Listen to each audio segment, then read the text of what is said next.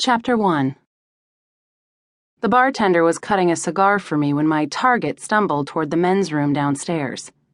I had been paid to keep an eye on him all night, but I decided that didn't mean I had to visit the John. In my favorite black dress and new red wig, I wasn't dressed for urinals, so I watched the bartender light my Belvedere and pass it over.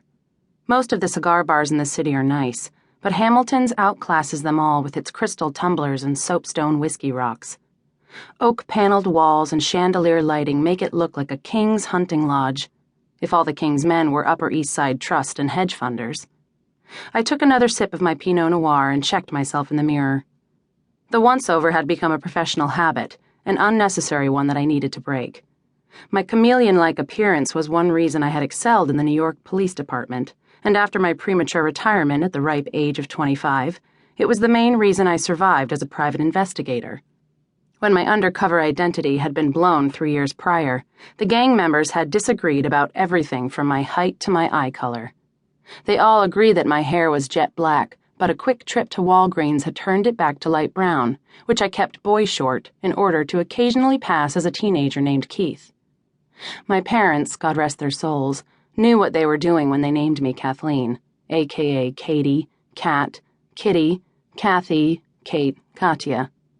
It was as if they knew their daughter would one day need multiple personas and the driver licenses to go with them.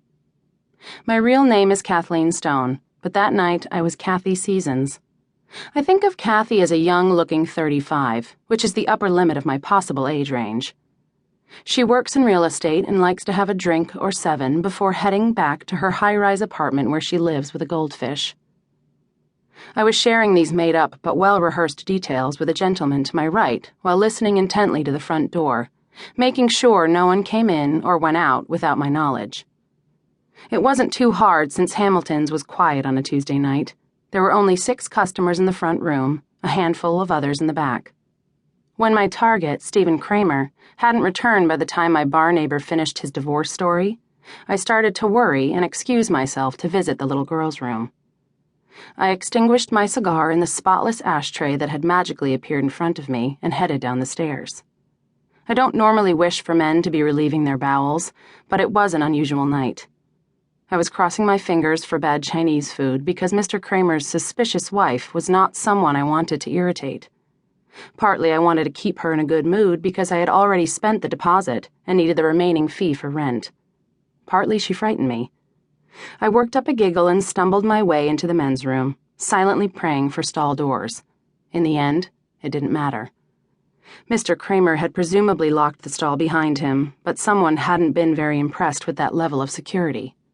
The door was wide open, and Mr. Kramer was face down beside the toilet, pants around his ankles, and blood was seeping from his skull onto the tiles. Squares of toilet paper floated in the puddle like they were trying to staunch the world's largest shaving nick. I didn't flinch, which made me perversely proud. The first time I saw someone shot, I had vomited onto the shoes of the killer and got knocked around for being a pussy. This time, I steeled myself and examined the scene in relative calm. There appeared to be only one bullet hole and no signs of struggle. The bathroom didn't have any windows, which left a whole bar of patrons and employees as suspects. I would probably be on that list if anyone saw me and knew of my association with Mrs. Kramer. There wasn't a good enough wig in the world to keep me from questioning. I retreated up the stairs as quickly as possible and paid my tab. My newly divorced friend wanted to buy me another glass of wine, but I told him I needed a rain check and exited in the direction of the nearest payphone to call in an anonymous tip. I ducked into an alley to unpin the wig and slip out of my heels. I threw these accessories into my briefcase and extracted a pair of jeans and sneakers.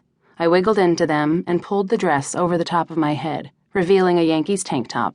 Instant cat. Whenever possible, I avoid quick changes, but I needed to get some more information and didn't want to be detained. Without a doubt, everyone at the bar would be detained when the police arrived. The problem with the quick change is what to do with the evidence. More to the point, I didn't want to throw away my pretty new wig or my favorite dress, but knew there was no alternative. I walked around to the back of an apartment building, found the trash cans, located the inevitable busted bag, and buried my briefcase in discarded cans, cat food, and dinner scraps. All I had on me now was a Metro card.